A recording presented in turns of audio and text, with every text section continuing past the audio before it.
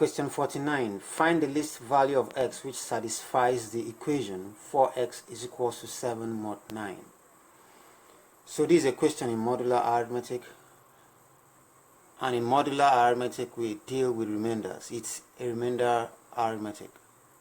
Before we proceed into this question, let me take your mind into something like this. If you have 6 plus 5 in your normal counting base that you know, base 10, 6 plus 5 is 11, right? In mod 10, for instance, this is base 10, but let's look at mod 10. In mod 10, the answer is 1. Why is it 1?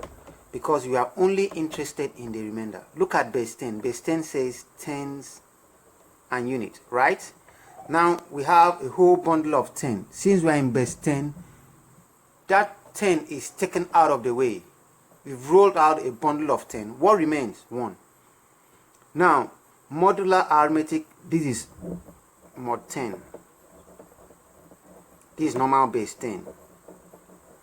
I'm trying to do a comparison. Here, the answer is just 1 because we are only interested in the remainder. But base 10 does not just do the remainder. After giving you the remainder, it tells you how many bundles of 10 you had.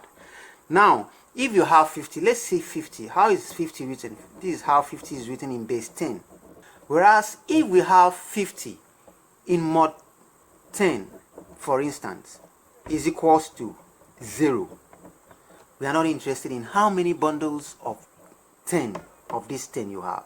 We are only interested in the remainder. Even if it is mod 6, and then you have something like 6. 6 in mod 6 is equal to 0. Because you have a whole bundle of 6 and no remainder. In fact, each time you have the mod, it's counted as 0. Because you have a whole bundle and there was no remainder. It's like in geometry. When you have a particular angle, say 60, and then a complete cycle of 360 is added to it, does it change the angle? No, it doesn't. Look at, I am here. Look at where I am here. I've been displaced this angle, 60. And then I'm given 360. I have not moved. I've been displaced by 0. Nothing. No degree. 0 degrees. So that's how it is. A whole complete cycle is actually nothing. That's why we are in mod 6. A whole complete cycle of 6 is nothing. Let's see sine 60. What's sine 60? Sine 60 degrees is 0.866, right? Let's add 360 to that 60 degrees. What do we have? That's going to be sine 420, right? What's the answer? It's still 0.866. Let's add 5 cycles of it.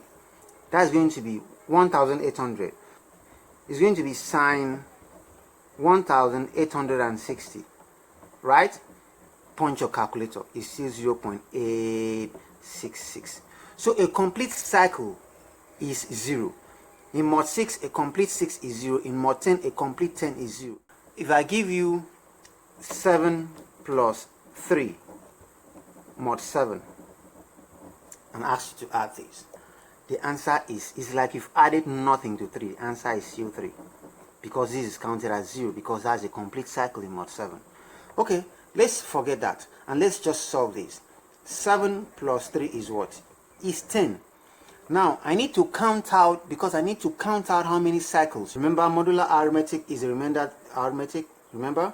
So let's find out what remains when we bring out this mod 7 from 10. So, 10 divided by 7 is what? We have 1 remainder what? Remainder 3. See? It's still 3 that we have.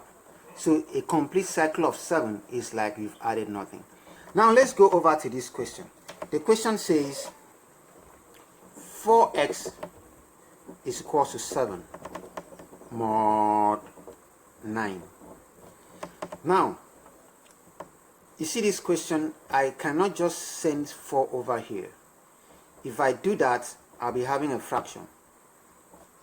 In modular arithmetic, we don't have fractions, we only have whole numbers. So I can't do that, I can't have that fraction. Instead of dealing with this, can have a form of 7 that will be divisible by 4. By doing what? By adding complete cycles, which is what? 9. Remember, it's like adding 0, but it's just going to give us another form that we can work with. Is that okay? So let's add 9 to 7 and see if we can divide by 4.